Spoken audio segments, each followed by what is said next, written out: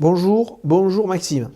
Bonjour Joris et bonjour aux auditeurs de la Maïeutique qui viennent pour essayer de mieux comprendre les choses dans un monde complexe où nous sommes soumis à un flot de blabla et d'informations qu'on remet rarement en perspective. Donc sur l'économie, l'un des défis du gouvernement, c'est d'augmenter les salaires les plus faibles. Donc combien avons-nous de personnes au SMIC? C'était 30%? Non, quand même pas. Mais il y a une série d'articles qui ont alerté sur la smicardisation de l'économie française. Alors, la réalité, c'est qu'on n'a jamais eu dans notre histoire autant de salariés au SMIC en nombre absolu et relatif. Et en nombre relatif, c'est environ 20% de la population salariée qui est au SMIC. C'est énorme, par rapport aux 50 dernières années. Comment l'expliquez-vous? Alors, il y a trois raisons. Il y en a une qui est tragique, qui est la perte de niveau de l'économie française, la descente en gamme de l'économie française. Il y en a une deuxième qui est un effet d'optique. C'est le fait que le SMIC ayant beaucoup augmenté, il absorbe une part de plus en plus importante des salaires. Et il y a une troisième raison qui devrait être traitée, c'est ce qu'on appelle les trappes à pauvreté. C'est-à-dire qu'en fait, l'effort de baisse des charges sur les bas salaires, combiné à la prime d'activité, font que l'économie a tendance à tomber dans une trappe à salaire. Et pour ça, il faudrait prendre des mesures que le gouvernement n'a pas les moyens financiers de prendre. Et on va y revenir. Je vous propose qu'on reprenne ces trois points. Donc votre premier point, c'est la baisse de compétitivité économique de la France. La baisse de l'industrie. Oui, alors le premier point est tragique, on peut le résumer en quelques chiffres. Quand j'avais 20 ans, il y a 50 ans, la France était le 5e pays au monde pour son revenu par tête. Nous étions 5e pour le revenu par tête. Et la deuxième agriculture mondiale. Et la deuxième agriculture du monde, vous avez raison, en termes d'exportation. Je prends un exemple qui est très marquant. Quand j'avais 20 ans, la Grande-Bretagne avait un revenu par tête qui était de 20% inférieur au nôtre. Aujourd'hui, elle a un revenu par tête qui est de 20 à 30% supérieur au nôtre. Ça, c'était du temps du président Pompidou. Du temps du président Mitterrand, en tout cas dans les années 90, nous sommes tombés au 11e rang. 5e, 11e. Aujourd'hui, nous sommes au 25e rang. Un autre chiffre tragique, le commerce extérieur français qui accumulait régulièrement des excédents avant 2003 et régulièrement en déficit. Vous avez vu que le dernier déficit est de l'ordre de 100 milliards. Et j'ai vu l'autre jour un graphique qui cumule les déficits par rapport aux excédents allemands. Et la courbe est vraiment comme ça, c'est-à-dire que la France fait ça, l'Allemagne fait ça. Donc nous perdons des parts de marché. Et on peut tout résumer par un chiffre qui est le chiffre de notre puissance relative par rapport à l'Allemagne en 1995. 1995, c'est l'élection de Jacques Chirac, en tout cas la première. Nous avons... nos exportations représentent 60% des exportations allemandes. Aujourd'hui, elles en représentent le tiers à peine. Donc, vous voyez, il y a une perte en niveau, il y a une perte en gamme, il y a un déclin de l'économie française qui fait que, forcément, les emplois se déqualifient. Notre industrie a disparu, alors elle se recrée actuellement, il y a des éléments de recréation d'entreprises industrielles. L'économie française, aujourd'hui, c'est un peu d'agroalimentaire, beaucoup de tourisme, Airbus, l'aéronautique et l'industrie du luxe. Alors je dois oublier 2 ou 3 choses, mais en fait, voilà, nous avons beaucoup perdu. Alors ça, c'est le premier point. Donc pour le deuxième point, c'est le fait que le SMIC est régulièrement réévalué, régulièrement augmenté par l'État. Il a augmenté 4 fois, je crois, en 2 ans. Enfin, il a beaucoup augmenté. Et ayant beaucoup augmenté, il y a 2 effets d'optique. Le premier, c'est que le SMIC absorbe une part croissante des salaires. Et le deuxième, qui est expliqué par Gilles Berset, un ami qui préside le Conseil d'orientation des retraites et qui est probablement le meilleur spécialiste français du travail, et ça date pas d'hier. Gilbert explique que quand le SMIC augmente, les conventions qui sont au-dessous du SMIC ne sont pas tout de suite actualisées, et que comme ces salaires ne sont plus légaux ou sont non conformes, ils sont éliminés du champ des statistiques. Donc ça, c'est un effet d'optique. Ok, on a aussi les charges sur les salaires qui augmentent dès qu'on décolle du SMIC. Alors, la troisième raison, c'est celle qu'il faut travailler, mais pour travailler, il faut mettre un peu d'argent, et de l'argent, on n'en a pas. Monsieur le maire recherche... Pouvez-vous nous donner un exemple concret pour que l'on comprenne bien pourquoi c'est difficile de décoller au-dessus du SMIC ? Monsieur Macron, sans le dire de manière précise, avait affirmé son intention de faire quelque chose. Il avait parlé de 20 à 30 milliards pour les classes moyennes. Et en fait, le sujet, ce sont les trappes d'activité. Alors, je vais dessiner une trappe d'activité. Une trappe d'activité, c'est ça. À gauche, j'ai des hauts salaires, au milieu, j'ai des moyens salaires, et puis, à droite, j'ai des bas salaires.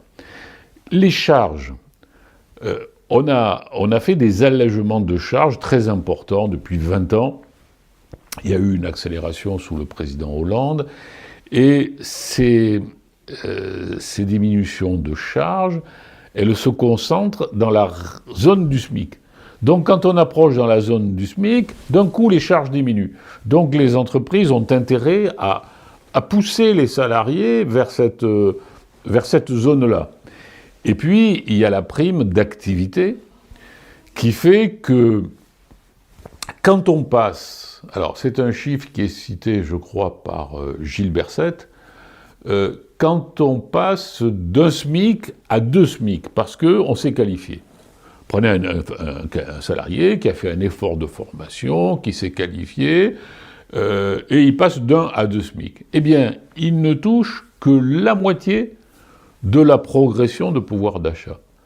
Pourquoi ? Parce que, justement, il y a la perte de la prime d'activité, et puis il y a l'augmentation des charges, qui fait qu'on ne peut pas lui donner l'équivalent en net de l'équivalent en brut.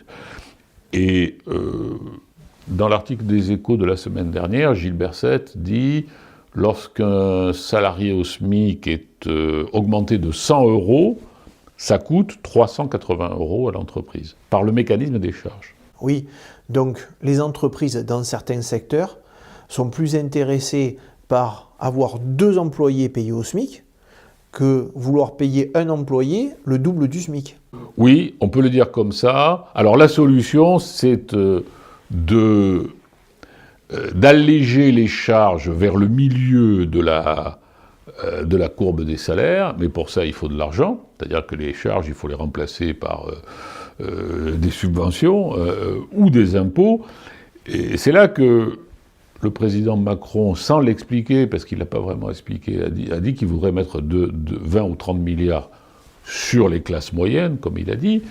Mais là, nous savons que M. le maire, qui n'est pas un grand mathématicien, va chercher, il dit qu'il cherche 12 milliards, mais en réalité, il va en chercher bientôt 20 ou 30, parce que vous avez vu que les prévisions de croissance du gouvernement français pour 2024, 1,4, sont complètement réfutées par, j'allais dire, le consensus des économistes, qui sont plutôt sur 0,6, 0,7. Bon, donc sa prévision, son engagement européen de 4,4% pour le déficit ne sera absolument pas respecté, on va être plutôt vers 5. Et comme quand même la note de la France est en jeu, et là, c'est pas de la rigolade, parce que si la note de la France est dégradée, nous aurons des taux d'intérêt plus élevés, il va devoir faire probablement un collectif budgétaire, c'est-à-dire une nouvelle loi de finances rectificative. Alors il paraît qu'il y a un débat politique, faut-il faire formellement ou informellement. Bon, ça ne m'intéresse pas, moi je ne fais pas de politique ici, mais il va falloir trouver de l'argent. Donc comme il cherche de l'argent, il ne pourra pas en mettre sur ce sujet où il faudrait mettre 20 ou 30 milliards. Alors, il y a encore une grande thématique là derrière, c'est est-ce qu'il ne faudrait pas financer autrement la protection sociale que par des charges? Si vous chargez le travail, et si vous le chargez trop, soit le travail disparaît, c'est logique, soit, si vous le déchargez trop en bout de courbe, le travail tombe dans les trappes à pauvreté. L'idée, compte tenu de ces trappes à pauvreté qui fait que les charges diminuent d'un coup et poussent les salaires vers le bas.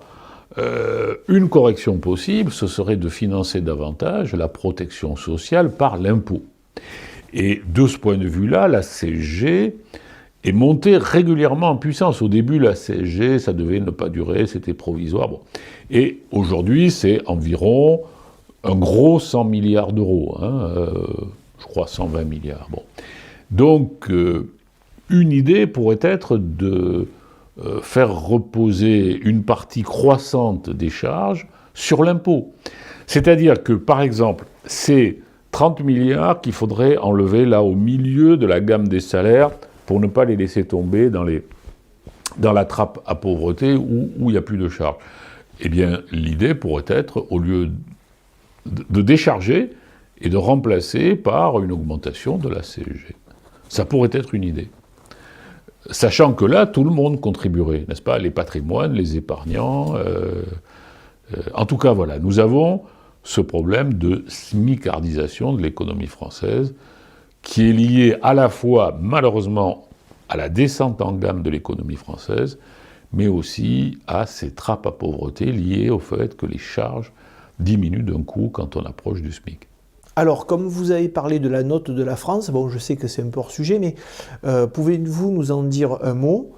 Parce que je sais que si jamais la note est dégradée, on va emprunter, mais quand même un peu plus cher. Oui, la note de la France va être revue encore cette année. Enfin, vous savez que nous sommes 2 grades au-dessous de l'Allemagne. L'Allemagne est AAA, nous sommes le double A+, et nous sommes double A, pardon, et il y a le double A+, double A, et Fitch nous a déclassé un cran au-dessous en nous mettant double A-. Mais Standard & Poor's et Moody's nous laissent 1 grade au-dessus, ce qui nous met 2 grades au-dessous de l'Allemagne. Excusez-moi, je suis un peu technique peut-être, mais cette note-là, Standard & Poor's et Moody's, va être revue cette année. Il est certain que le maintien avait été tangent, et là, nous rentrons dans une zone de forte incertitude, parce que le gouvernement ne pourra pas, à cause de la récession en cours, ne pourra pas respecter son engagement de ramener le déficit à 4,4% du PIB. Et comme il n'y a pas de plan de réforme structurelle en cours, eh bien, le rabot de M. Le Maire va être limité, quoi.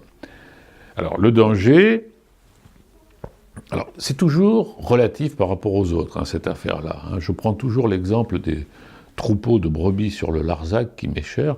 Je dis, c'est la brebis qui s'écarte du troupeau qui est en danger, qui peut se faire dévorer par le loup.